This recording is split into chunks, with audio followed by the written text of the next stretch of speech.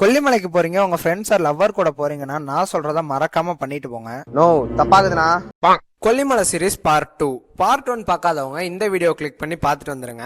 அடுத்து மாசி பெரியண்ணசாமி கோயிலுக்கு தான் நாங்க வந்திருந்தோம். இங்க கீழ இருந்து 2 கிலோமீட்டர் மேல ட்ரக்கிங் பண்ணி நடந்து போனோம். மலை மேல ஏறதுக்கு படிக்கட்டோ எதுவும் இருக்காது, ஒரு கயிறை மட்டும் தான் கட்டியிருப்பாங்க. அதை பிடிச்சி நம்ம சேஃபா மேல ஏறணும். 2 சைடும் மரங்கள் வச்சு நடுவுல ஒரே ஒரு பாதை தான் போகும், அதுவும் மலைப்பாதையா இருக்கும். ரொம்பவே நல்லா இருக்கும். இந்த இடத்துல உங்க ஃப்ரெண்ட்ஸோட போனீங்கன்னா மலை ஏறும்போது ஒண்ணு மட்டும் ஞாபகம் வச்சுக்கோங்க, மேல 2 கிலோமீட்டர் ஏறி முடிக்கிற வரையும் எந்த ஒரு கடையும் இருக்காது. நீங்க தண்ணி பாட்டில் வாங்குற மாதிரி இருந்தா கீழே வாங்கிக்கோங்க. அதுக்கு அடுத்து மேல ஏறி முடிச்சீங்கன்னா தான் கடை எல்லாமே இருக்கும். போற வழியில சைட்ல பாத்தீங்கன்னா ஒரு கோழிய உயிரோட பலி கொடுத்திருந்தாங்க. மேல போகும்போது இன்னொரு கோயில் இருந்துச்சு, அதையும் நாங்க பார்த்துட்டு அப்படியே மேல ஏற ஸ்டார்ட் பண்ணிட்டோம். ஒண்ணு மட்டும் ஞாபகம் வச்சுக்கோங்க, போற வழியில கோயில் எங்க இருக்குன்னு யாருக்கிட்டே கேட்டீங்கன்னா போய் திருமண உடனேன்னு சொல்லுவாங்க. தயவு செஞ்சு யாரும் நம்பிடாதீங்க. நாங்க கேட்ட எல்லாரும் இதே ஒரு விஷயத்த தான் சொல்லிட்டு இருந்தாங்க. ஆனா நாங்க ஏறி ஏறி ஒரு 2 கிலோமீட்டர் மேல ஏறணும். மேல போயிட்டு அடுத்து என்னென்ன பண்ணோன்றத பார்ட் 3ல பார்க்கலாம்.